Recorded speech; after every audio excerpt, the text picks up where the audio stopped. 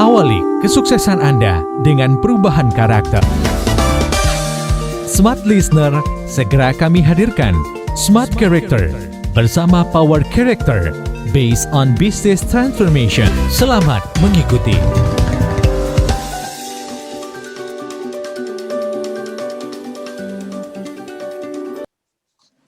Oke, halo selamat malam semua listeners, kembali lagi bersama saya Audrey Juana dan juga tim Power Character malam hari ini.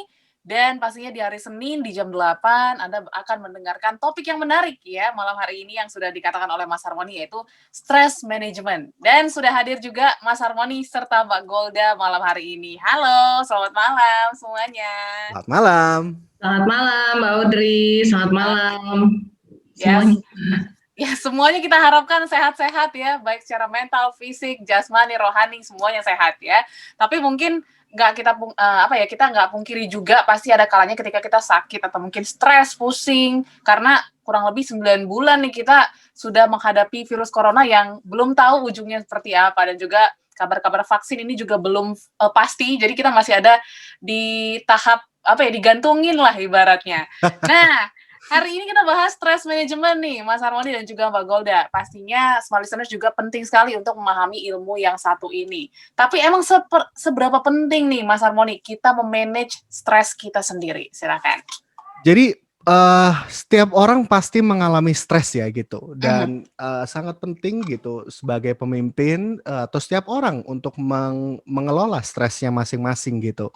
Jadi pengetahuan dan pengenalan terhadap stres kita masing-masing itu sangat esensial, karena kalau misalkan tidak kita kelola dengan baik, maka dapat berujung ke stres, menjadi stres yang negatif gitu ya. Dan ketika menuju ke stres yang negatif, maka akan ujungnya bisa menjadi depresi. Nah, jadi sebelumnya izinkan saya untuk menjelaskan sebetulnya ada jenis-jenis stres gitu. Oke. Nah, dan tidak semua stres itu buruk ya. Nah, stres itu sebetulnya ada 2 jenis. Yang pertama disebut sebagai eustress. Nah, eustress itu adalah stres yang baik. Nah, namun ada stres yang buruk yang disebut sebagai distress atau stres yang buruk. Nah, ini ada good stress sama bad stress. Nah, jadi ketika bicara tentang good stress itu biasanya bicara tentang stres yang menimbulkan energi, stres yang membuat kita semangat, sense of urgency ketika kita menghadapi sesuatu.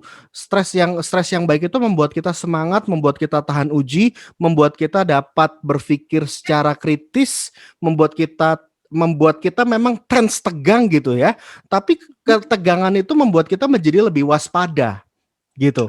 Nah, ibarat kalau misalkan kita pas zaman perang tapi kita lagi nggak stres, kita malah santai-santai, ada bom di kanan kiri, santai haha gitu ya, ya malah kita mati kena peluru karena terlalu santai dan tidak waspada di dalam peperangan. Sebaliknya, kalau misalkan bad stress itu adalah stres yang berkepanjangan gitu ya. Jadi good stress itu bisa mengarah ke bad stress ketika dia sudah lebih dari 2 minggu biasanya. Nah, bad stress itu biasanya ciri-cirinya itu sudah mulai bikin nggak bisa tidur gitu ya. Terus mulai nggak fokus, terus mulai ciri-ciri burnout muncul gitu ya, psikosomatis mulai muncul gitu ya, pegel-pegel, sakit-sakit, demam, padahal gak ada apa-apa. Nah itu tuh itu yang disebut sebagai distress atau bad stress. Nah, kalau berkepanjangan lebih sampai 6 bulan, bad stress ini terus-terusan, maka bisa mengarah ke depresi. Gitu, Audrey. Oke, jadi sebenarnya ada yang positif atau eustress dan juga ada yang negatif, yaitu distress ya. Nah, nanti mungkin Mbak Golda dan juga Mas Harmoni boleh cerita ya, gimana untuk mengelola 2 stres ini? Apakah dua-duanya harus dikelola dengan baik atau bagaimana? Setelah ini, small listeners, pastikan Anda masih mendengarkan kami sampai dengan selesai di jam 10 dan masih dengan topik yang menarik, yaitu stress management bersama Power Character. Kita kembali. Oke, small listeners, masih dalam topik malam hari ini yang sangat menarik, yaitu stress management ya. Pastinya nggak dipungkiri kita semua pasti pernah mengalami stres, dan juga mungkin ada yang baru tahu juga ternyata stres ada yang positif nih. Nah, kita balik ke Mbak Golda dulu nih.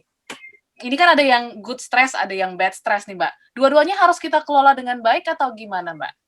Iya, pastinya harus. Cuman mungkin saya bantu dulu mendefinisikan ya, stres itu terjadi saat seperti apa sih. Jadi, Ya. stres itu adalah sebuah kondisi di mana secara psikologis jiwa kita tuh merasa tertekan waktu kita mau mencapai tujuan, karena mungkin adanya batasan atau enggak adanya penghalang. Bisa juga karena ada perubahan yang tiba-tiba unpredictable, sebuah ke situasi atau kejadian yang kita rasa itu mengganggu kita dan membuat diri kita tuh semakin terancam gitu. Nah, kembali ketika suatu kondisi di luar sana itu mempengaruhi kita secara psikologis, dikembalikan lagi responnya kepada kita. Mau responnya seperti apa? Contoh misalnya pekerjaan saya sekarang adalah sebagai seorang konsultan. Saya ketemu dengan klien, mempresentasikan, kemudian membuat analisis dan memberikan solusi-solusi untuk diimplementasi. Ini saya sudah lakukan selama sekian tahun. Tapi awal-awal, ya mungkin sharing ya Mbak Audrey ya. Jadi dulu kalau Golda nanti presentasi ya, Golda nanti bikin meeting ya. Wah, itu sebuah stres yang sangat luar biasa sekali buat saya. Kalau saya bisa berespon dengan benar, saya siapkan materinya, saya latihan ngomong di depan cermin, saya pastikan nanti jangan sampai ada penghalang, saya persiapkan baik-baik. Jadi itu kan sebuah tekanan. Saya merasa terancam nih. Saya belum pernah nih ngomong di depan orang, saya belum pernah nih ngejelasin apa-apa. Itu kan sebuah perubahan, sesuatu yang menjadi hambatan juga. Ada hambatan ketika saya mau mencapai tujuan gitu. Jadi setiap kita pasti bertemu dengan ini. Tetapi selanjutnya lagi bagaimana nih, kita mau fight atau kita mau fight. Jadi kita mau kembali lagi pada responnya kita gitu. Nah, ketika kita sudah bisa meresponi, lama-lama itu akan menjadi bisa sebuah kompetensi. Makanya kan bisa karena biasa. Tetapi nggak dipungkiri, saya pun pernah ketemu situasi di mana saya ngerasa, aduh kayaknya yang akan saya hadapi ini sesuatu yang sangat-sangat lebih jauh besar banget, itu raksasa banget, Goliat banget buat saya. Dan nggak bisa dipungkiri, saya pun pernah juga yang akhirnya saya cuma izin misalnya, Pak Harmoni, saya mohon izin ya, saya ini kayaknya lagi mencret nih, nggak bisa presentasi ke klien. Itu yang akhirnya berdampak kepada saya. Ya, sebenarnya kalau digali adalah sayanya nggak siap untuk berubah, sayanya nggak siap untuk melakukan sesuatu yang lebih dari sebelumnya gitu. Memang untuk bertumbuh itu bicara tentang kita keluar dari zona nyaman, tetapi jangan sampai kita menolak untuk bertumbuh, akhirnya itu yang membuat stres, dampaknya jadi buruk buat kita. Itu.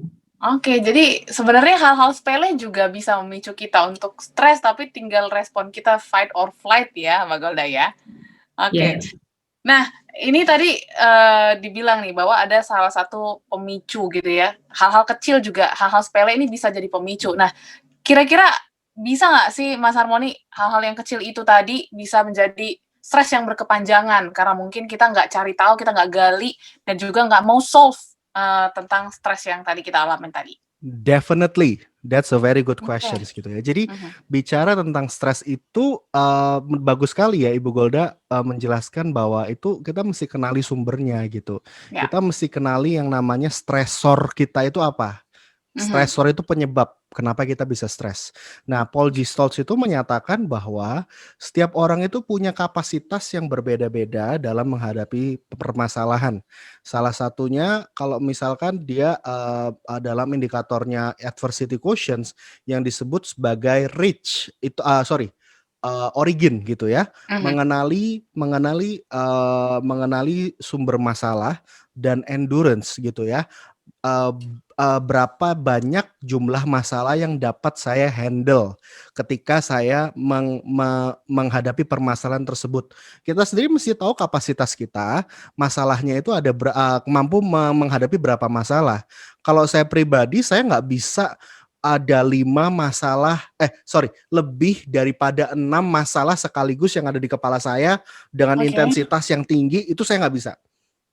Gitu. Nah, jadi saya mesti ngerti, oh kalau masih 5 itu saya masih bisa. Tapi kalau sudah 6 saya perlu delegasi, kalau enggak saya bisa di-stres dan burnout. Ya. Kapasitas untuk mengenali kapasitas kita sendiri serta jumlah jumlah stres yang dapat kita handle itu mau nggak mau ya kita harus kenali gitu. Nah, namun ada juga orang-orang yang menjadi sangat sensitif ketika karena memang kondisi jiwanya sedang tidak sehat. Jadi kondisi jiwanya memang sedang labil gitu ya. Contoh dia sedang patah hati, dia sedang kehilangan seseorang, bangkrut dan lain sebagainya. Kondisi emosinya itu sedang tidak sehat. Jadi ketika dia dipaksa untuk melakukan sesuatu ya bisa meletup-letup gitu ya, dan bisa juga karena memendam terlalu lama gitu ya, jadinya paranoidan, jadinya asumtif gitu ya, jadi suuzon, serba negative thinking. Maka orang-orang yang cenderung memendam, cenderung tidak menyelesaikan, tidak mengenali sumber permasalahannya dia cenderung blow up gitu. Ibarat kayak botol isinya air putih tapi bawahnya ada pasir, begitu kesenggol jadi keruh tiba-tiba. Ya. Begitulah orang-orang yang memiliki kondisi hati yang keruh gitu ya, karena dia tidak men-solve permasalahan tersebut dan terlalu banyak dipendam. So, I think it's very important for us, sangat penting bagi kami untuk kita mengenali sumber-sumber stres kita itu di mana, dan kita belajar untuk menyelesaikannya, dan mengenali juga kapasitas kita seberapa, dan kapan kita harus mendelegasikan tugas kita, dan kapan kita bilang menunda atau memprioritaskan hal-hal yang memang kita perlu fokuskan. Oke, nah banyak orang juga yang belum tahu nih, Mbak dan juga Mas, caranya untuk mengenali sumber stres, karena mungkin banyak hal yang dilakukan bersamaan, tapi nggak tahu nih sumbernya yang mana nih yang bikin stres. Jadi kebawa semua nih, kayaknya bawaannya semua stres, bikin stres aja gitu ya. Mungkin Mbak Golda atau Mas Harmoni boleh di-share tips-tipsnya gitu, supaya kita bisa tahu ternyata, oh ini nih, benar-benar yang ini nih sumber stres kita selama ini gitu. So, boleh. Nanti boleh ditambahkan ya Ibu Golda ya. Aha, Jadi menurut survei sendiri pun dikatakan bahwa top stresor kita itu ada 4 sumbernya ya. Yang pertama adalah uang dan pekerjaan gitu. Yang kedua tanggung jawab terhadap keluarga. Yang ketiga kesehatan diri atau kesehatan anggota keluarga. Keempat adalah faktor ekonomi. So, bicara tentang keempat hal ini nih, kalau ngelihat kondisi COVID-19 kayaknya sangat wajar kalau kita stres gitu ya. Nah, cuman kembali lagi gitu, kita mau mengambil respon seperti apa menghadapi tantangan ini gitu. Kita melihat ini sebagai musibah atau melihat ini sebagai tantangan gitu. Itu kembali lagi kepada respon kita masing-masing. So, makanya tagline kita selalu bilang always right response. Karena respon itu di tangan kita sendiri. Betul ya? Yes. Oke, Mbak Golda mungkin tambahinnya setelah ini kita break dulu ya. Dan yang pasti, small listeners, masih dalam perbincangan kami malam hari ini mengenai stress management. Pastinya penting sekali untuk Anda simak perbincangan sampai dengan jam 10 masih bersama Mbak Golda, Mas Harmoni, dan juga saya Audrey Joanna dalam Smart Character. Oke, small listeners, menyambung perbincangan kita di sesi sebelumnya, di sesi kedua, dan kita masuk di sesi ketiga dalam Smart Character ya. Tadi Mas Harmoni bilang ada 4 top stressor ya, ada uang dan pekerjaan, tanggung jawab, kesehatan, dan juga ekonomi. Nah, mungkin Mbak Golda boleh juga di-share tips-tipsnya supaya kita bisa paham sumber stres kita itu dari mana. Silakan. Ya, jadi mungkin saya membantunya seperti ini, selain tadi yang top stressor ya, jadi mungkin teman-teman juga mesti mengenali diri sendiri. Jadi saya membaginya itu adalah ada 2 tipe kita yang berorientasi lebih kepada mana. Ada orang-orang yang lebih berorientasi itu kepada tugas. Biasanya mereka yang berorientasi kepada tugas ini secara logikanya lebih kuat, pola kognitifnya lebih kuat. Nah, biasanya orang-orang yang berorientasi kepada tugas lebih cepat stres ketika di pekerjaan, ada tanggung jawab yang belum selesai, ada tantangan-tantangan yang di pekerjaan, itu sensitifnya tuh lebih cepat tuh. Jadi sinyal wifi-nya tuh kalau ada pekerjaan belum kelar, atau ada tugas baru yang dia belum tahu prosesnya harus gimana, atau sudah lakukan tapi hasilnya nggak sesuai yang mau dia capai, wah itu gampang banget kepicunya. Nah, kita harus kenal, kalau kita memang di situ, kita harus tahu juga bagian-bagian mana yang memang menjadi porsi kita, mana yang uncontrollable, mana yang controllable. Ya, jadi memang ada orang-orang yang sangat cenderung berorientasi kepada tugas dan secara logika. Tapi yang selanjutnya ada juga tipe orang yang kedua, mereka yang berorientasi kepada hubungan. Artinya, tipe yang kedua ini mereka secara perasaan tuh jauh lebih kuat, Mbak Audrey. Jadi secara afeknya tuh lebih tinggi. Mereka gampang sekali terpicu stres ketika ada konflik, ketika sesuatu yang mengganjal dalam hubungan mereka. Ketika situasi tiba-tiba dinilai kok kayaknya tenang-tenang, adem-adem, tapi kok kayaknya nggak seperti biasanya ya, diem semuanya. Nah itu mereka bisa langsung bertanya-tanya tuh, mau ada pekerjaan, mau ada apa, mereka nggak terlalu, ya udah besok juga bisa dikerjain lagi. Pernah nggak? Ada teman saya yang, aduh stres mesti gimana di pekerjaan, tapi satu teman saya lagi nyeletuk, ya udah besok juga selesai. Jadi ada orang yang stres untuk hal tertentu, tapi orang lain ngelihat, ya itu mah biasa. Tapi ada juga orang yang, aku tuh nggak bisa kalau cuma didiemin. Tapi teman saya yang satu lagi bisa berkomentar, ya udah nanti kalau dia mau ngomong juga dia bakalan ngomong. Tapi untuk si orang yang punya orientasi kepada hubungan itu tuh udah sangat sensitif banget. Nah, coba teman-teman gali lagi tipe yang mana? Lebih kuat di secara kognitif atau cara logika kita lebih kuat, lebih tajam. Biasanya orientasinya adalah lebih kepada tanggung jawab dan pekerjaan. Atau yang kedua memang secara perasaan yang memang lebih rentan ketika ada konflik, ketika ada hal-hal yang terkait dengan hubungan. Itu bisa pemicu stres yang kuat juga. Oke, jadi tergantung orangnya juga ya, lebih fokus kemana, ke pekerjaan atau mungkin ke konflik ya, tadi itu ada 2 gitu. Nah, tadi kita bicara stres dan lain sebagainya, mungkin Mas Harmoni juga boleh jelasin kira-kira stres ini ada tingkatannya nggak nih Mas? Mungkin tingkatan yang dari rendah sampai yang memang sudah sampai burnout, sampai depresi dan lain sebagainya, silakan Mas Harmoni. Baik, jadi stres betul, stres itu sebetulnya ada tingkatannya gitu ya, tapi yang terbagi tadi menjadi 2 gitu ya, sebetulnya stres yang baik, terus lalu intensitasnya semakin tinggi, lama-lama menjadi distres gitu. Nah, cuman ciri-cirinya tadi saya sudah sebutkan sih, kalau misalkan diklasifikasikan menjadi skalanya berapa itu malah tambah ribet gitu ya. Cuma menurut saya lebih baik kita lebih penting untuk mengenali saya sekarang ini sedang masuk di distress atau masuk di eustress gitu ya. Nah, jadi kalau misalkan Anda masuk di eustress, itu justru stresnya itu memberikan energi nih untuk menyelesaikan tugas. Malah kita semangat gitu, merasa tertantang untuk belajar hal baru, untuk perasaan kayak seru, excited menghadapi itu. It's a good stress. Nah, tapi ciri-ciri kalau misalkan Anda sudah mulai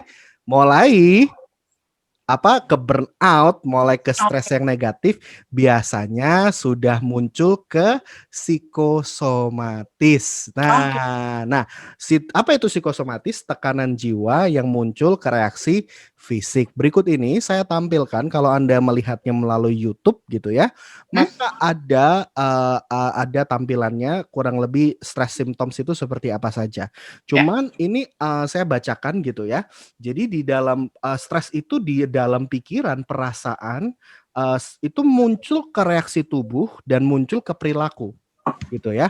Contoh, kalau misalkan di dalam pikiran, maka stres kita tuh punya cenderung seperti ini. Overthinking, pikirannya muter-muter, asumsi, cenderung bisa seringkali mimpi buruk, khawatiran gitu ya. Pelin-pelan pikiran negatif, sering lupa, sulit fokus gitu ya. Kalau dalam perasaan kita jadi gampang khawatir, rendah diri, resah, gelisah, ya, depresi, apatis, marah, dendam gitu ya. Dan biasanya muncul ke reaksi perilaku gitu ya, jadinya kita ceroboh, gampang lupa gitu ya, terus jadinya sulit tidur atau malah kebalikan, tidur terus-terusan, kehilangan nafsu makan, terus jadi males, jadi bisa kecanduan, bisa malah jadi cenderung nekat. Dan reaksi kepada tubuh bisa masuk ke sakit kepala, antibodinya turun, jadinya mudah infeksi, jadi pegel linu, jadi kram otot, kelelahan, iritasi kulit, sesak nafas, waduh ya kan? Makanya banyak banget orang-orang yang seringkali baru sesak dikit, jangan-jangan gue COVID nih. Karena sebetulnya reaksi psikosomatis juga mengarah ke pernafasan gitu. Karena makanya Oke. ada yang panic attack itu pernafasannya jadi tersengal-sengal Mhm gitu. mhm. Karena Ya, apa ya? Panic attack itu kan bisa pandangan menciut gitu ya. oke. Terus bulu kuduk merinding atau enggak keringet dingin, langsung deh tubuh kita langsung bereaksi gitu. Padahal sebetulnya lagi panik, lagi takut Mhm. gitu ya. Nah, kalau munculnya pada saat-saat memang kita perlu waspada boleh. Cuman kalau pas lagi nyantai, lagi nggak ada angin, nggak ada hujan, tiba-tiba reaksi itu muncul ya abnormal ya gitu. Iya iya So iya. menurut saya daripada tingkat-tingkat ya kita coba temukan gitu ciri-ciri ini sudah muncul belum, dan kalau sudah saya harap siaran hari ini dapat membantu Anda. Yes, amin. Harapan kita seperti itu semua listeners ya. Oke, nah ini kan situasi pandemi COVID-19 sudah berjalan kurang lebih 9 bulan, udah cukup lama dan udah mau masuk tahun baru juga, ini belum ada kepastian ya Mbak Golden dan juga Mas Harmony. Nah ini kan banyak juga orang-orang yang mungkin mengalami bad stress tadi nih, karena mungkin pekerjaan hilang atau mungkin ekonomi yang nggak stabil dan lain sebagainya. Kira-kira bisa nggak sih bad stress tadi kita apa ya, ada triggernya nggak supaya bisa jadi good stress dan kita jadi terpicu untuk melakukan hal supaya ya kita nggak stres lagi dan mungkin kita bisa dapat kerjaan, bisa buka bisnis dan lain sebagainya. Mbak Golda silakan. Jawaban saya bisa, karena kalau misalnya kita masuk dalam dunia pekerjaan, saya karyawan baru bergabung dalam perusahaan, itu ada yang namanya masa orientasi 3 bulan. Oke. Ya pasti tahu ya, kalau 3 bulan pertama itu masa penyesuaian. Jadi kalau misalnya orang baru menikah juga 3 bulan dulu deh sesuaikan, baru punya anak 3 bulan dulu deh baru sesuaikan diri gitu ya, masa penyesuaian. Makanya juga kalau orang cuti lahiran itu biasanya 3 bulan sebelum melahirkan dan 3 bulan setelah melahirkan.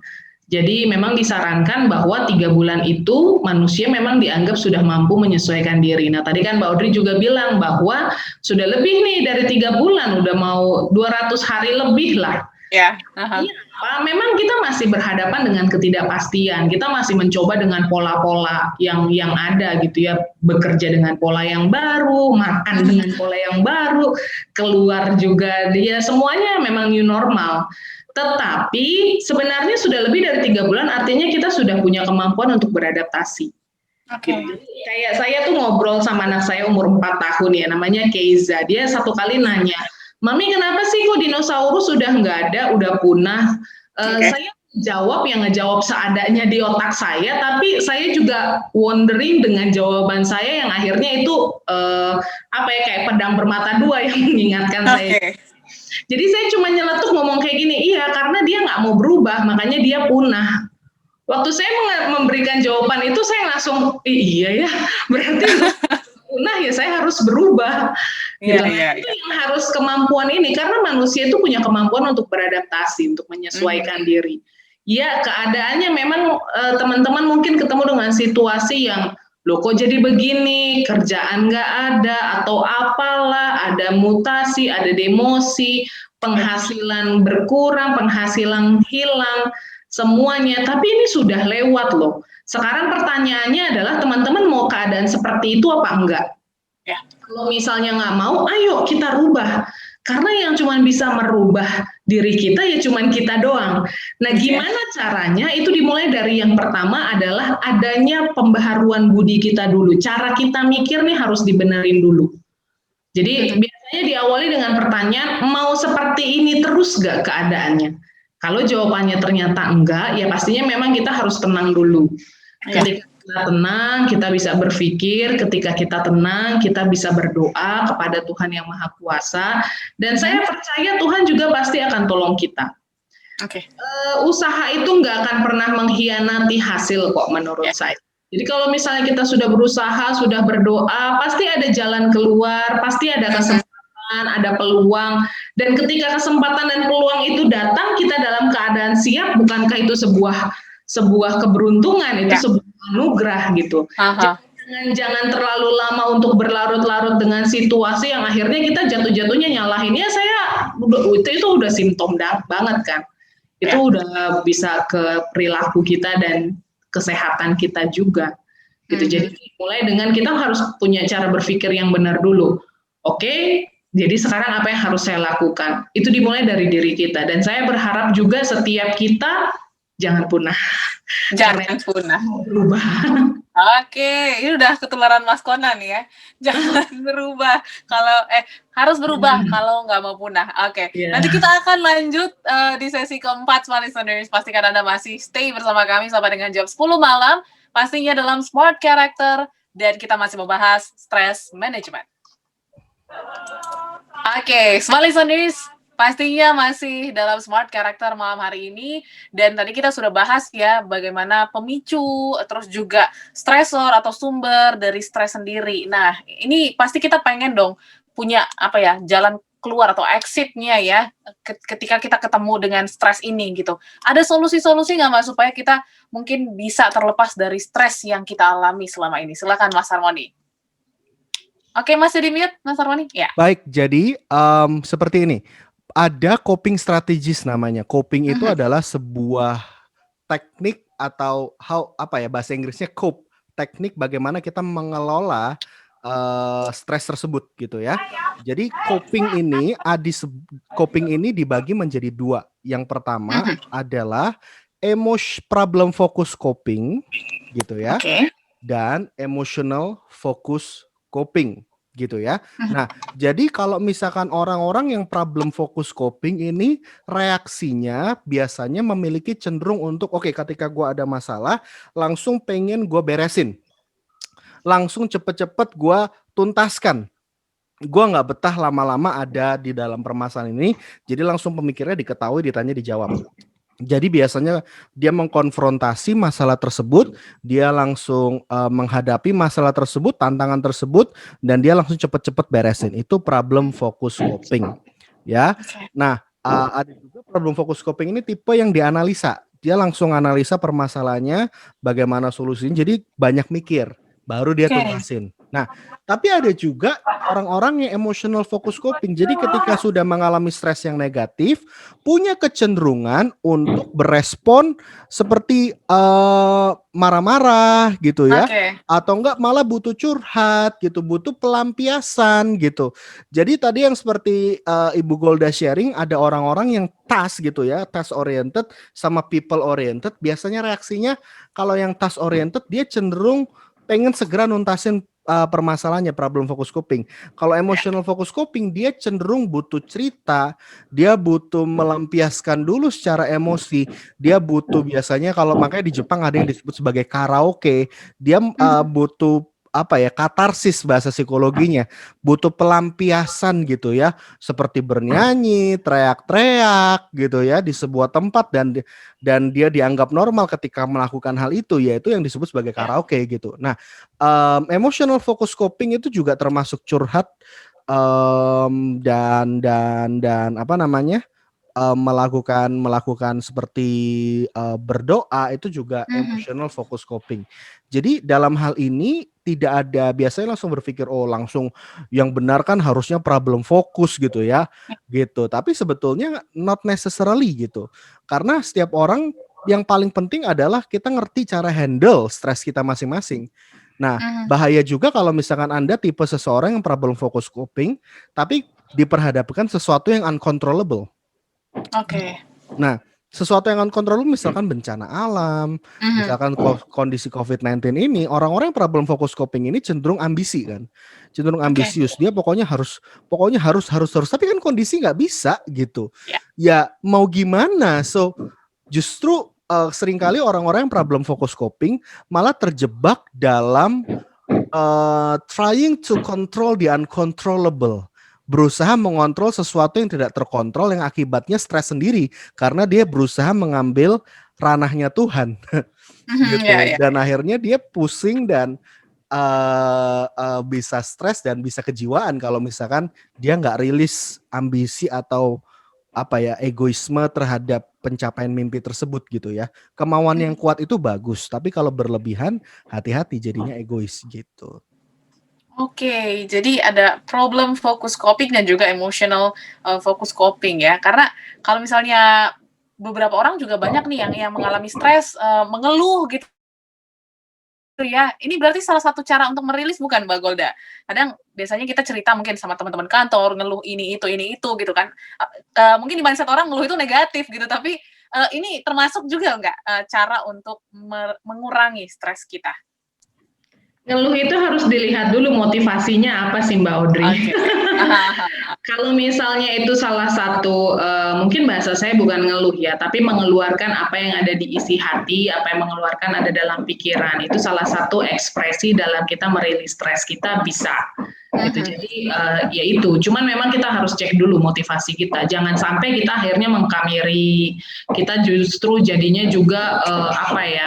Kita harus tahu juga waktu kita menyampaikan itu apakah kepada orang yang bisa dipercaya, punya kapasitas untuk menerima gitu. Jadi jangan sampai juga kita kayak ngebuang keluhan-keluhan yang akhirnya juga ngebuat orang ikutan sakit hati. Orang akhirnya jadi justru ikutan stres juga. Orang jadinya justru, loh kok jadi menularkan virus negatif. Nah itu yang harus hati-hati. Tetapi kalaupun kita mau menceritakan sesuatu, udah orang yang kita percaya, please motivasinya adalah bukan untuk merusak suasana hati orang tersebut ataupun juga membuat orang tersebut memiliki pemikiran yang sesat juga gitu. Jadi kan seringkali kalau misalnya kita dalam keadaan yang nggak enak, pemikiran-pemikiran kita kan juga belum confirm ya. Jadi saya misalnya lagi nggak enak, saya ngomong, aduh Mbak Audrey kayaknya begini-begini, tapi menurutku tuh begini, kayaknya aku begini deh. Itu kan hal-hal yang memang sebenarnya belum valid. Nah kalau orang yang kita ajak bicara juga belum punya kedewasaan dan kapasitas yang bisa menerima juga, itu bisa ditelan-telan sebagai kebenaran, bahaya juga. Memang kita juga harus bijaksana lah dalam mengekspresikan, khususnya dalam perkataan ya. Apalagi kalau saya boleh izin untuk memberikan tips, please nggak perlu curhat di media sosial. Beberapa kemarin saya ngelihat di media sosial, beberapa orang tuh kayak melemparkan emosinya di statusnya gitu yang mohon maaf, saya pun terkadang ngerasa, loh ini kenapa kok tiba-tiba jadi kayak saling serang menyerang di status gitu. Ya banyak sih, apalagi kalau udah ranah-ranah politik ya. Tetapi kita ini, saya berharap kita adalah kategori orang-orang yang cukup dewasa, yang tahu tempat yang tepat untuk mengekspresikan diri, emosi kita dan pikiran kita lah. Gitu. Jadi curhat di medsos itu pertama orang nggak nolong. Kedua orang tahu. Yang ketiga nolong enggak, orang tahu iya, ngomentarin belum tentu komentarnya juga nyampe ke kita yang baik. Jadi cukup punya kapasitas untuk menampung, dan kalaupun memang harus ditumpahkan ya pilihlah orang yang tepat yang memang kita percaya. Oke, pilihlah wadah yang tepat ya untuk menuangkan mungkin perasaan Anda gitu ya. Oke, Smart Listeners, kita masih akan lanjutkan di jam 9 nanti, dan pastikan untuk Anda yang ingin dianalisa tanda tangannya boleh dikirimkan di 0812 11 12 959 dengan format jangan lupa SC spasi nama, usia dan juga domisili Anda. Kirimkan tanda tangan Anda di atas kertas putih ataupun kertas putih saja ya, dan juga tintanya hitam atau biru boleh, dan pastikan Anda menulis nama Anda di bawah tanda tangan Anda. Sekali lagi di 0812 11 12 959 dengan format SC spasi nama, usia dan juga domisili akan kami analisa di minggu depan. Kita akan kembali setelah yang satu ini.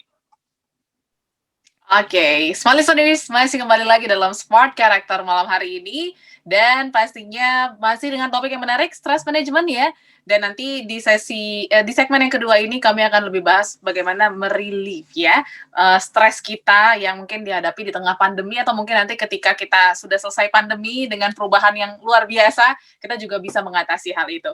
Oke, tapi sebelum kita mungkin masuk ke topik lagi, kita akan analisa dulu satu tantangan. Mungkin silakan Mbak Golda dianalisa satu tantangan yang sudah dikirimkan. Oke, saya analisa atas nama Fajrin. Sebentar. Oke. Ya, Fajrin Rahmatika. Dari hasil tanda tangannya yang bisa saya lihat adalah Mbak Fajrin ini orang yang sangat berorientasi kepada proses, kemudian cukup detail ya. Jadi dalam melihat sesuatu, menganalisis, memperhatikan sesuatu gitu. Kemudian tipe pemerhati, cukup orang yang termasuk orang yang tenang dalam melakukan sesuatu. penuh pertimbangan deh. Pokoknya yang gerabak-gerubuk, yang terburu-buru, enggak. Jadi Mbak Fajrin ini bisa memplanningkan sesuatu. Itu potensi Mbak Fajrin ya, jadi bisa dilatih. Hati-hati ketika, dan mungkin saya bantu untuk melihat stresornya ya. Jadi hal-hal apa sih yang paling gampang ngebuat jadi Mbak Fajrin itu gampang stres. Salah satunya adalah ketika bertemu dengan target. Ketika diketemukan dengan hal yang merasa bahwa apa yang diberikan, apa yang menjadi tanggung jawab itu jauh di luar dirinya sendiri gitu. Jadi kayak misalnya target harus mencapai apa, target harus memberikan hasil apa gitu. Jadi saran saya adalah jangan langsung menolak, jangan langsung coba dulu dipelajari. Jangan langsung meng-underestimate diri sendiri atau mendiskon diri sendiri. Please, lihat dulu. Kalaupun memang misalnya ngerasa ragu-ragu, coba kasih term and condition. Dalam arti saya coba, tapi kalau misalnya hasilnya nggak sesuai bagaimana gitu. Maksud saya adalah berikan kesempatan kepada diri sendiri untuk melakukan di luar dari yang sebelumnya. Berikan kesempatan sama diri sendiri untuk melakukan sesuatu yang sebelumnya belum pernah dilakukan. Itu sih yang bisa saya baca dari hasil tanda tangannya. Oke, terima kasih untuk Mbak Fajrin ya yang sudah mengirimkan tanda tangannya di minggu lalu, dan pastinya masih kami tunggu Smart Listeners untuk Anda yang ingin dianalisa minggu depan. Silakan di 0812 11 12 959 dengan format SC, spasi nama, usia, dan juga domisili dengan mengirimkan foto tanda tangan Anda ya. Kalau bisa jangan secara digital tapi tanda tangan asli gitu ya, dan tuliskan nama Anda di bawah tanda tangan Anda. Oke, tadi kita sudah bahas banyak ya mengenai solusi dan juga mungkin apa-apa saja gitu ya sumber-sumber dari si stres ini. Nah, untuk menangani atau menghandle stres ini sendiri, ini kan harus dikelola dengan baik nih Mas Harmoni. Gimana mungkin caranya dan juga tipsnya? Mungkin sebelum kita break sedikit dulu spoilernya, silakan. Oke. Mungkin gini ya, ada tips-tips praktis supaya kita bisa langsung merelief stres kita. Salah satunya mendengar musik. Mendengar musik itu adalah a good distraction of emotion. Jadi ketika kita lagi emosi, lagi stres, lagi nggak enak, dengerin musik yang memang kita suka dan lagu yang kita tenang, itu langsung mengalter emosi kita yang tadinya tinggi, stres kita yang lagi tinggi itu jadi lebih tenang gitu ya. Nah, jadi kalau stres itu ibaratnya kayak analoginya nih bisa sampai naik ke leher, terus dari hati naik ke leher, naik ke dagu, ke hidung. Kalau udah sampai di atas ini jebret, lalu kita mengalami emotional takeover ketika di satu kondisi di mana logika kita nggak jalan dan kita meledak, dan kita biasanya perilaku, perkataan, tindakan kita jadinya irasional gitu ya. Jadi marah-marah, pecahin piring, gebrak-gebrak pintu lah gitu. Habis emosinya turun lagi baru sadar, gua barusan ngapain ya? Aduh, itu piring mahal gitu kan. Jadi iya, jadi nanti bicara tentang stress relief itu saya akan ajarin bagaimana declutter your emotion dan menurunkan mengdeeskalasi emosimu, menurunkan emosimu agar tidak meledak. Oke, jadi ternyata bisa dikontrol seperti itu, Smart Listeners ya. Gimana caranya nanti kita akan bahas lebih lanjut di sesi berikutnya. Jadi pastikan Anda masih mendengarkan perbincangan kami sampai dengan tuntas di jam 10 nanti. Dan kita masih membahas tentang stress management bersama Mbak Golda, Mas Harmoni, dan juga saya Audrey Juwana. Dan pastikan Anda tetap stay tune bersama kami di Smart FM. Kita jeda saat. Mantap, lanjut. Oke, Smart Listeners, terima kasih untuk Anda yang masih mendengarkan perbincangan kami malam hari ini. Dan pastinya kita masih membahas tentang stress management. Tadi juga Mas Harmoni akan menjelaskan ya tentang deeskalasi. Deeskalasi emosi. Tapi mungkin kita ke Mbak Golda dulu. Mbak Golda, tadi kita bahas tentang how to handle stres ini. Nah, menurut Mbak Golda, mungkin ada tips-tips sebelum kita ke deeskalasi emosi tadi dari Mas Harmoni, silakan. Ya, jadi mungkin saya lebih kepada tips singkat dulu ya, yang memang langkah praktis ketika kita bertemu dengan stres, dan ini udah hari yang kedua, hari yang ketiga gitu, tapi memang tidak lebih dari 2 minggu karena itu bicaranya udah lain lagi. Apa yang pertama mungkin bisa saya sharingkan, yang pertama adalah jaga pikiran kita. gitu. Karena kita harus tahu bahwa permasalahan yang datang, yang namanya masalah itu punya expired date. Masalah yang datang itu ada tanggal kadaluarsanya. Jadi berpikirlah bahwa apa yang kita hadapi, perubahan ini itu nggak selamanya. Jadi please berpikirlah panjang. Ya, jadi jaga pikiran kita supaya kita tetap bisa mengontrol diri kita juga sendiri. Itu dimulai dari pikiran kita, karena pikiran kita bisa mempengaruhi kemana-mana. Selanjutnya adalah yang kedua, jaga perasaan kita. Perasaan seperti apa sih ketika misalnya tadi Pak Harmoni bilang bisa salah satunya untuk memancingnya, memicunya adalah dengarkan musik, silahkan. Tetapi satu hal yang saya mau latih adalah coba belajar untuk tenang. Kita tuh yang tinggal di kota Jakarta atau di kota sibuk yang memang ritmenya tuh yang waduh semuanya serba instan, serba kilat, makanan juga maunya fast food. Telat dikit udah langsung angkat tangan. Pesanan saya kok belum nyampe, yang itu datang belum. Itu udah satu budaya yang memang kita sangat fighting di situ. Tapi please di dalam diri kita harus tetap tenang. Itu harus dilatih. Saya pun melatih diri saya. Nah, gimana caranya? Coba aja tarik napas panjang 3 kali. Memang ada triknya ya, 4, 2, 6. Benar ya Pak Harmoni ya? Jadi tarik nafas panjang 4 detik, tahan 2 detik, buangnya 6 detik. Nah, kalau orang yang terburu-buru tuh biasanya buangnya langsung coba buangnya pelan-pelan. Yang intinya adalah cobalah belajar untuk tenang. Karena waktu kita tenang, kita bisa berdoa. Waktu kita tenang, kita jadi tahu sebenarnya apa sih yang kita mau, sebenarnya kenapa. Itu sangat membantu banget. Kemudian yang ketiga adalah jaga omongan kita. Ini kenapa penting Mbak Audrey? Karena apa yang kita omongin, itu nanti juga kita akan dengar, mempengaruhi kita juga. Semakin banyak kita waktu lagi di masa-masa stres mengeluh, waduh itu justru banyak menghabiskan energi. Ya memang sih pandemi ini menyusahkan, tetapi pasti ada jalan keluar lah gitu. Karena omongan kita tuh bisa menciptakan juga situasi kita. Jadi hati-hati dengan ucapan kita. Kemudian yang ketiga ya lakukanlah lakukanlah hal-hal yang memang membuat kita bisa rileks sejenak atau enggak misalnya ini sebagai sebuah pengalihan dari stres. Contoh tadi Pak Harmoni bilang bisa dengarkan musik, atau kalau misalnya teman-teman senang hot coklat silahkan, kopi tertentu silahkan, teh apa, aroma apa silahkan.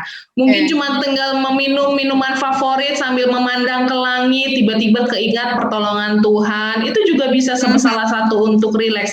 Kenapa harus dilakukan? Teman-teman harus tahu, ini penting supaya kita tuh mengerti bahwa kita yang mengendalikan hidup kita, mengendalikan permasalahan, bukan permasalahan yang mengatur kita.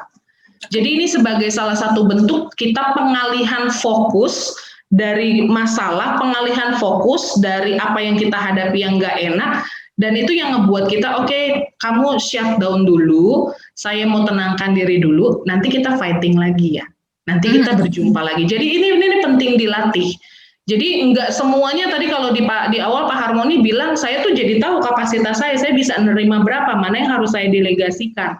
Nah itu kan bisa ke pop up pemikiran seperti itu ketika kita bisa mengatur diri kita. Nah ini penting.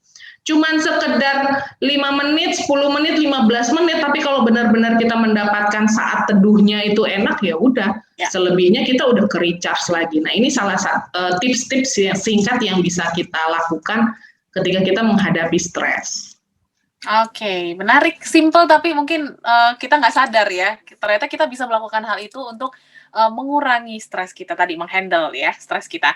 Oke, kita ke Mas Harmoni lagi ya. Deskalasi emosi. Gimana caranya Mas supaya kita nggak terlalu burn out dan juga mungkin seperti yang Mbak Golda bilang ya, omongan bisa kita kontrol dan lain sebagainya. Silakan Mas. Aduh, kalau Ibu Golda udah menjelaskan itu rasanya tuh kayak iya ya betul ya Ibu, betul ya. Refleksi. Gitu, dinasehati sama Ibu yang bijaksana gitu. Yes. Cuman betul prinsipnya deeskalasi emosi itu kan ekskalasi itu peningkatan, deeskalasi itu penurunan gitu. Jadi bicara tentang deeskalasi emosi, sifatnya emosi ketika lagi stresnya tinggi tense-nya tinggi, itu ya semakin ke atas dan semakin semakin tinggi, semakin ke ubun-ubun, semakin tidak tenang jiwa kita gitu. Maka Mhm. penting sekali kita mendengarkan nasihatnya tadi Bu Golda, prinsipnya tenang. Karena Oke. kalau kita tidak tenang, kita mengambil keputusan-keputusan yang irasional. Kalau Ya. kita panik, kita akan kita emosional, maka kita omongan kita, tindakan kita, perilaku kita biasanya itu irasional dan destruktif gitu ya. Mhm. Jadi kadang-kadang kita mengucapkan hal-hal yang menyakitkan yang harusnya kita bisa nggak maksudnya demikian gitu. So, kita melakukan hal-hal yang, mecahin barang tadi seperti saya bilang gitu ya, dan merusak ini itu dan ujungnya kita nggak bermaksud demikian gitu. Nah, jadi harusnya bagaimana? Caranya untuk tenang itu sebetulnya banyak gitu ya, tapi Oke. setiap orang beda-beda. Salah satu cara yang efektif sebetulnya adalah ini, untuk tenang, misalkan gini, misalkan Anda lagi konflik gitu ya di sebuah Mhm. ruangan gitu ya, lagi tense banget, lagi debat gitu ya soal kerjaan, soal mungkin saham, mungkin Oke. soal, deadline yang nggak kelar gitu, itu kan eskalasi emosinya tuh cepet tuh ya kan. Mhm. Ketika Anda yang tadi bagus sekali gitu Bu Golda bilang, kemampuan kita aware, menyadari bahwa kita lagi tidak tenang, menyadari kemampuan bahwa kapasitas saya ini sudah mau penuh, itu adalah salah satu pengelolaan diri yang baik gitu. Ya. Jadi menyadari bahwa saya lagi emosinya semakin tinggi dan kalau saya di sini terus saya bisa meledak dan bisa melukai orang lain dan saya menyesal, lebih baik saya menghindari atau ke toilet dulu, cari Oke. suasana baru dulu. Jadi misalkan Anda di kantor gitu ya, dalam ruangan kantor sudah tegang, ruangan meeting sudah tegang, ya sorry Mhm. bilang aja, "Saya butuh keluar dulu, saya butuh cari udara segar, saya butuh ke Ya. toilet dulu," gitu ya. Itu baik daripada Mhm. Anda, akhirnya malah meledak dan, menyesal gitu ya, malah, nggak bagus gitu meeting-nya gitu ya. Mhm. Dan, ada juga cara-cara lain gitu, tadi pernafasan tadi sudah dijelaskan gitu ya. Kalau misalkan di rumah gitu ya, kadang kita warna itu juga membantu gitu. Jadi kalau Oke. misalkan kamar kita usahakan warnanya jangan warna merah gitu. Mhm. Karena psikologi warna itu, merah itu meningkatkan nafsu makan gitu. Oke. Makanya banyak yang merah ya tempat-tempat makan ya? Iya, kayak ya tempat-tempat restoran-restoran yang warna orange, warna Oke. merah itu tuh warna yang meningkatkan gairah gitu. Mhm. Nah, kalau misalkan Anda taruh cat merah di kamar tidur, susah nanti tidurnya. Oh Nah, iya. sebaliknya kalau kamarnya biru biru Aha. biru ya, warnanya biru boleh biru biru biru langit gitu ya, Mhm. itu menenangkan, itu enak, Oke. itu psychologically membantu Anda gitu ya. Mhm. Nah, baru-baru ini saya juga banyak menangani orang-orang yang lagi stres burnout, jadi takut kehilangan pekerjaan, akhirnya dia, kerjanya itu bisa 16 sampai 18 jam per hari gitu. Oke. Yang harusnya kan 9 to 5 gitu kan, tapi Ya. karena work from home dan dia juga, kerja dengan orang-orang luar negeri, akhirnya dia harus standby terus dan bangun, langsung depan komputer lagi, sampai malam, terus Mhm. tidur, di depan komputer terus gitu. Saya Oke. tanya, "Kamu liburnya kapan?" gitu. "Terus kamu ngapain libur?" "Ya emang kalau libur emang bisa kemana mana Pak, lagi Covid gini," gitu. Akhirnya dia di Mhm. rumah terus dan dia akhirnya, "Pak, kok saya nggak bisa fokus ya? Kok saya nggak bisa tidur ya? Kok nggak bisa ini, nggak bisa itu?" Ya itu adalah ciri-ciri burnout gitu. Ya. Masalahnya banyak orang nggak ngerti dan nggak tahu bahwa dia sedang burnout gitu loh. Oke. Nah, makanya performanya turun, ngomong juga jadi ngelantur, sering Mhm. lupa, yang akhirnya dulunya perform sekarang enggak, ya itu karena ibarat mesin tuh lagi turun gitu loh. Oke. Ya, jadi Anda sendiri pun harus mengelola diri Anda supaya jangan sampai turun mesin. Sebaliknya juga Anda kalau punya tim harus mengenali tim Anda jangan sampai burnout gitu. Mhm. Mengelola gitu. We are all a team. Jadi, stress management tuh, crucial untuk kita bahas dan untuk kita kenali dan kita kelola. Oke, semua listeners, kita masih akan lanjutkan ya sesi yang menarik ini mengenai stress management dan pastinya masih kami undang Anda juga untuk yang ingin dianalisa tanda tangannya ya. Silakan di 0812 11 12 959 dengan format SC seperti nama, usia dan juga domisili Anda dan kirimkan tanda tangan Anda di atas kertas putih dan juga tuliskan nama Anda di bawah tanda tangan Anda. Setelah ini mungkin kita akan analisa 2 tanda tangan semua listeners, jadi pastikan Anda stay tune bersama kami dalam Smart Character sampai dengan jam 10 malam. Small listeners, masih dalam Smart Character malam hari ini dan juga kita masih akan menganalisa tanda tangan. 2 tanda tangan akan kita analisa ya di sesi ini karena tadi perbincangannya sangat padat dan juga mungkin banyak ilmunya. Dan langsung aja kita ke Mas Harmoni dulu dari Ibu Arlina. Silakan Mas Harmoni. Siap, Bu Arlina, terima kasih buat partisipasinya. Kami akan membacakan tanda tangan Anda. Dari tanda tangan terlihat sekali bahwa Anda ini seseorang yang sabar, Anda seorang yang tekun, Anda seseorang yang sederhana, Anda seseorang yang kalau misalkan lagi menghadapi stres itu not a complainer. Bukan yang langsung kayak ngeluh, aduh aku ini susah loh, hidupku ini berat, bebanku banyak segala macam. No, Anda seseorang yang tetap tenang, tetap diam dan berusaha menuntaskannya gitu ya. Nah, Anda ini juga seseorang yang tahan uji, perseverance gitu. Nah, namun biasanya titik kritisnya jadinya cenderung mendem ya. Cenderung mendem dan cenderung jadinya tiba-tiba burn out gitu. Nggak ada angin, nggak ada hujan, tiba-tiba burn out dan susah dihubungi gitu ya. Nah, jadi jangan sampai begitu gitu ya. Jadi make sure kalau misalkan Anda ketika lagi menghadapi stres, Anda perlu mengkomunikasikan ketika Anda sudah mulai burn out, Anda perlu waktu, Anda perlu delegasi, Anda perlu istirahat, sampaikan kepada atasan atau tim Anda sehingga Anda tidak turun mesin. Karena Anda punya kecenderungan untuk gak apa-apa, aku rapopo. Tiba-tiba turun mesin jebret, terus tiba-tiba gak masuk, tiba-tiba sakit gitu kan. Karena ya gitu, tingkat tertinggi dari burnout itu psikosomatis yang berkepanjangan gitu. Nah, kami pernah menangani yang paling ekstrim adalah dia satu orang asisten direktur, tapi dia bukan hanya satu direktur, dia asisten direktur dari 3 direktur gitu. Yang akibatnya akhirnya ya kita tahu gitu kan, yang direktur A minta ini, direktur B minta ini, terus ketika mengambil kesimpulan jebret kerjanya memang bagus. Terus begitu di kami tes jebret, waduh Pak ini burn out gitu. Ini kalau misalkan diterusin bisa turun mesin. Oh enggak kok, dia bagus, dia bantuin kami gini gitu. Tiba-tiba bener aja 2 minggu kemudian masuk rumah sakit dia gitu. Setelah masuk rumah sakit dokter bilang ada darah tinggi lah, ada apa segala macam gitu ya. Tapi sebetulnya itu generik gitu loh. Kayak ternyata jiwa kita tuh sangat berkaitan erat dengan kesehatan kita gitu. Kayak ada teman saya juga yang asam uratnya tinggi padahal udah jaga makan gitu. Udah nggak makan ini, udah nggak makan itu, jaga ini, jaga itu. Tapi karena ada permasalahan dia lagi stres, asam uratnya naik gitu. So beda-beda gitu. Ada yang gulanya naik lah, ada yang darah tingginya naik. So tiap kita itu punya patternnya masing-masing gitu. Jadi kita mesti kenali gitu dan jiwa kita itu perlu dijaga karena hati yang gembira adalah obat ya. Jadi kalau Anda mau umur panjang, jaga hatimu. Berarti ini berkaitan juga ya Mas ya.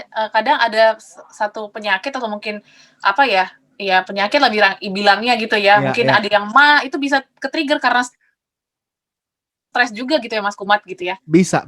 Nah, ini saya sampaikan juga ada teorinya dari Susan Babel ya. Dari teorinya dari Susan Babel gitu. Ini menarik kalau Anda mau cari buku di bukunya ada gitu ya. 9 gangguan fisik akibat stres ya dari Dr. Susan Babel. Ini menarik ya. Jadi Susan Babel ini bilang, jadi kalau misalkan sakit kepala itu biasanya stres, terlalu banyak beban pikiran. Gitu. Kalau misalkan pusing, sakit kepala gitu ya. Nah, tapi kalau misalkan sakitnya ada di leher, itu kemungkinan biasanya Anda belum memaafkan orang lain atau belum memaafkan diri sendiri, gitu Mhm. ya. Nah, kalau misalkan sakit pundak itu biasanya punya beban atau tekanan emosi yang besar gitu ya, Ya. punya responsibility atau apa gitu ya. Nah, lalu ada sakit punggung. Nah, ini biasanya juga merasa tidak ada dukungan emosional atau merasa ditinggalkan Mhm. gitu ya. Terus, sakit punggung bawah ini juga, menurut Susan Babel dibilang bahwa, sakit punggung bawah ini punya kecemasan besar dalam hal keuangan, Oke. lalu ada sakit tangan, merasa kesepian atau tersisih dari pertemanan gitu ya. Mhm. Lalu, ada sakit lutut biasanya, terlalu menilai diri sendiri terlalu tinggi atau beban ego terlalu besar. Ya. Lalu, sakit di pergelangan kaki itu biasanya merasa tidak puas dalam kehidupan gitu ya atau nggak Mhm. bahagia. Dan yang terakhir tuh, sakit di telapak kaki gitu, biasanya karena depresi atau kesedihan yang terpendam. So, jadi, yang manakah Anda gitu? Jadi Ya. teorinya dari Susan Babel ini memang, eee tidak 100% benar, tapi minimal dari pengetahuan kita tentang, dari teorinya Susan Babel, kita kurang lebih coba menerka-nerka, coba mengevaluasi diri gitu loh. Mhm. Coba kira-kira ada hal-hal apa yang menjadi stresor kita gitu. Kadang kali karena seringkali orang-orang yang, kecerdasan emosinya rendah, dia kemampuan untuk mengenali stresornya itu juga rendah, Mhm. gitu. Karena, cenderung, tidak terbiasa untuk mengenali kenapa saya marah, kenapa saya jengkel, kenapa saya, sedih, kenapa saya kecewa. Itu dari kecil mungkin terbiasa untuk dipendam, terbiasa untuk dilupakan, terbiasa untuk nggak pernah dibahas. Akibatnya ya jadi begitu. Bilangnya, "Aku Oke. nggak apa-apa, aku kuat." Padahal we have, needs in our soul. Kita punya kebutuhan dalam jiwa untuk dipahami gitu. Mhm. Nah itu kalau dibahas lebih dalam bahas ke pola asuh nanti gitu kan. Oke. Jadi tapi itu sangat berkaitan. Ya, Aha. Oke, jadi boleh ya small listeners mungkin, Anda repeat nanti atau mungkin saksikan di YouTube ya, supaya mhm, lebih jelas tadi, tanda-tandanya sakit di mana, terus juga alasannya kenapa. Itu kemungkinan besar itu bisa relate gitu ya. ya. Oke, kita ke Mbak Golda dulu untuk analisa satu tanda tangan dari Pak Afriyudi. Silakan, Mbak Golda. Ya, Pak Yudi ya, saya mungkin manggilnya ya. Jadi dari hasil analisa tanda tangannya adalah Bapak orang yang sebenarnya memiliki ketegasan yang sangat kuat ya. Jadi kalau misalnya punya nilai-nilai, punya sesuatu yang memang bukan orang yang mudah untuk kompromi ketika sudah menyetujui satu prinsip. Ketegasannya sangat kuat dan berpikir pada proses. Sisi tanggung jawabnya juga kuat. Tadi mungkin yang kalau di awal sempat saya bahas, Bapak ini adalah orang-orang yang berorientasi kepada tugas. Jadi kalau ada Mhm. tanggung jawab, kalau ada pekerjaan yang memang Bapak tahu itu Bapak harus selesaikan, Bapak punya merasa memiliki untuk pekerjaan tersebut juga cukup kuat, dan itu pun satu sisi ketika ada permasalahan itu bisa salah satu yang menyebabkan stres. Saran dari saya adalah kuasailah diri untuk melihat mana hal-hal yang bisa memang menjadi bagian kita, tetapi mana hal-hal yang bisa didelegasikan, mana hal-hal yang memang itu uncontrollable gitu. Jadi proses memang harus kita kerjakan, tetapi hasil cuma bisa kita prediksi. Selebihnya ya tetap ada sisi-sisi di mana kita harus berserah kepada Tuhan. Tetap ada harus sisi-sisi di mana kita butuh bekerja sama dengan orang lain, dan berilah diri untuk terus bersinergi dengan orang lain, karena hasil sendiri sama hasil bersama tetap lebih besar yang bersama lah. Gitu. Jadi hati-hati juga, saya mohon jangan terjebak dengan perfeksionis atau ingin segala sesuatunya tuh ideal, tetapi itu memang cenderungnya bersifatnya subjektif. Tetapi tetap Bapak ini adalah, saya percaya Bapak akan bisa menyelesaikan apa yang menjadi tanggung jawabnya. Tetap tenang, tetap sehat, tetap sejahtera, supaya banyak kreativitas yang muncul, karena salah satu potensinya adalah Bapak punya kreativitas dan bisa melihat jalan keluar untuk setiap permasalahan. Oke, itu dia untuk Pak Afriyudi yang sudah mengirimkan di minggu lalu ya. Masih kami tunggu juga Smart Listeners untuk Anda yang ingin mengirimkan di hari ini dan kami akan analisa di minggu depan. Tapi jangan lupa ya untuk pakai format SC, spasi nama, usia, dan juga domisili, dan kirimkan foto tanda tangan Anda. Dan fotonya yang jelas ya, jangan blur, dan pastikan Anda tuliskan nama Anda di bawah tanda tangan Anda supaya tim Power Karakter bisa menganalisa dengan baik. Dan kita akan lanjutkan di sesi terakhir, Small Listeners. Pastikan Anda masih mendengarkan perbincangan kami dan dengarkan kesimpulan dari Mbak Golda serta Mas Harmoni malam hari ini mengenai stress management. Kita jeda sesaat. Oke, Small Listeners, tidak terasa sudah masuk sesi terakhir, tapi yang pasti ini sesi yang penting juga ya, supaya kita dengar poin-poin yang ingin kembali diingatkan sama Mas Harmoni dan juga Mbak Golda supaya kita bisa memanage stres kita ya. Terlebih di tengah situasi seperti ini yang mungkin banyak orang stres, tapi semoga kita bisa mengontrol dan juga memanage stres kita. Mungkin dari Mas Harmoni dulu, silakan Mas Harmoni. Pastikan setiap orang itu pasti pernah mengalami stres, tapi Anda perlu mengenali stres Anda. Anda perlu mengelola stres Anda dengan menentukan prioritas-prioritas dan menentukan mana yang perlu dikelola, mana yang bisa didelegasikan. Ketika Anda sudah mengenali sumber-sumber apa yang membuat intensitas stres Anda juga tinggi, kita juga perlu waspada terhadap hal-hal tersebut. Karena setiap orang punya hot button dan punya trigger intensitas stres yang berbeda-beda. Dan ketika Anda mampu mengenali semua hal ini, Anda akan punya kemampuan pengelolaan stres yang baik. Apapun kondisi, apapun permasalahan yang ada, ketika kita emosional, ketika kita tidak mampu mengelola stres kita, maka kita cenderung irasional. So, pastikan Anda memiliki kemampuan stress management yang baik, maka kehidupan Anda juga mampu lebih baik. Always right response. Oke, kenali dan kelola. Ini penting sekali ya, Smart Listeners, untuk memanage stres kita. Oke, sekarang giliran Mbak Golda. Ya, stress management itu sebuah keahlian, artinya itu bisa dilatih. Dan di akhir ini, izinkan saya juga mengingatkan kepada teman-teman di sana bahwa tidak ada satupun yang datang atau permasalahan yang datang menimpa kita itu akan melebihi kekuatan kita. Jadi satu kebenaran yang harus kita yakini adalah apapun yang datang, Tuhan tahu kita punya kemampuan, kita punya kapasitas untuk menanganinya. Jangan abaikan itu, jangan tolak itu, dan please, selain kita melatih bagaimana mengelola stres, tetaplah percaya sama Tuhan.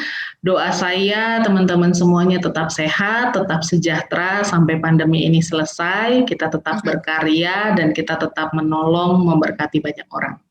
Oke, wow, luar biasa Smart Listeners ya. Topik malam hari ini semoga bisa membantu kita untuk memanage stres kita di tengah situasi yang mungkin kayaknya kalau dalam akal itu susah kita lewatin, tapi ya dari malam hari ini kita belajar banyak sekali. Dan yang pasti minggu depan kita juga akan ketemu dengan bahas topik yang lebih menarik lagi ya. Tapi yang pasti belum afdol rasanya kalau misalnya kita belum tutup Smart Karakter malam hari ini dengan peredaman. Dan kita akan dengarkan dulu peredaman malam hari ini.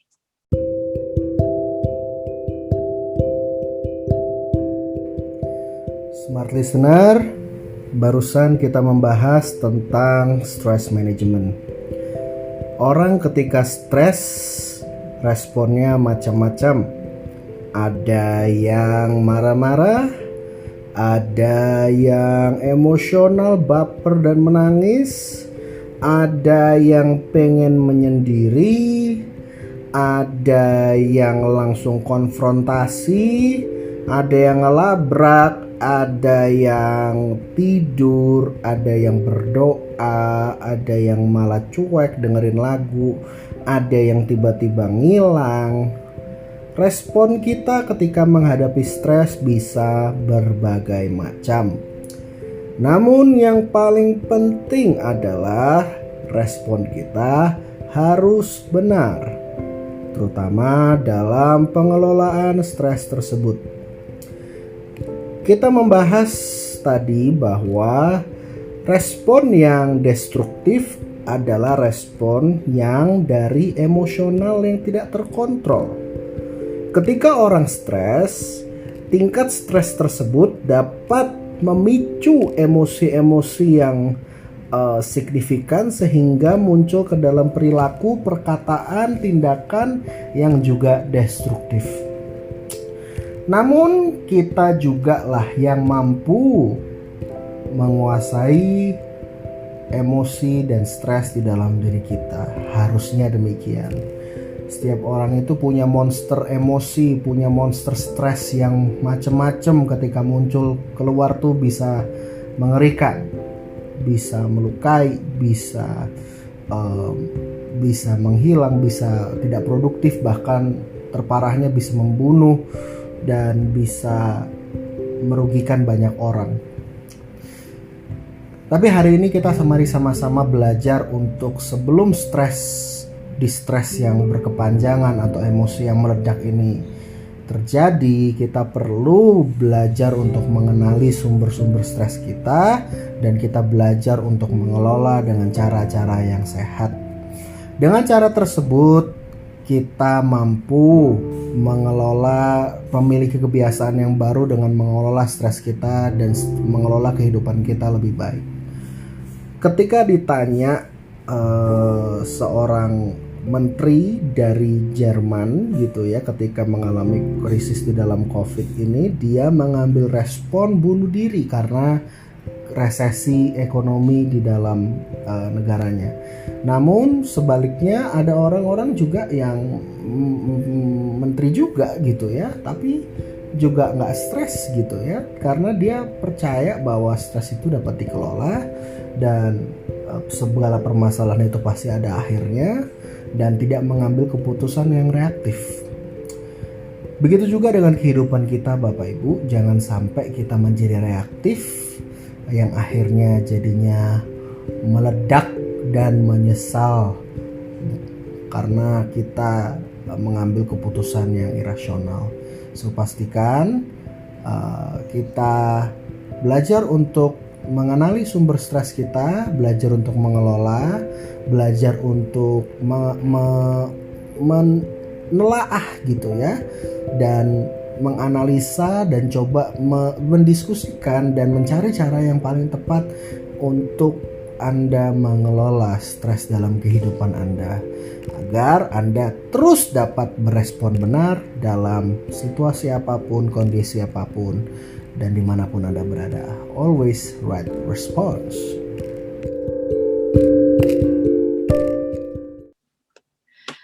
Oke, small listeners, sudah harus selesai perbincangan kami malam hari ini bersama Mbak Golda dan juga Mas Harmony. Kurang lebih 2 jam sudah memberikan inspirasi-inspirasi baru untuk Anda mengenai stress management, dan pastinya kami harapkan untuk Anda yang mendengarkan semoga selalu sehat secara rohani dan juga mental, fisik, dan lain sebagainya. Dan kita ketemu lagi minggu depan ya, small listeners. Terima kasih untuk Anda yang sudah berpartisipasi malam hari ini, dan kita akan analisa tanda tangan Anda di minggu depan. Terima kasih juga Mbak Golda, Mas Harmony, sehat selalu. Kita ketemu minggu depan. Saya Audrey Joanna. Saya Golda Siregar. Saya Harmony Ezra. Smart Character, who we are. We are life transformer. We are change to change the world. Oke, sampai jumpa minggu depan. Bye. Bye.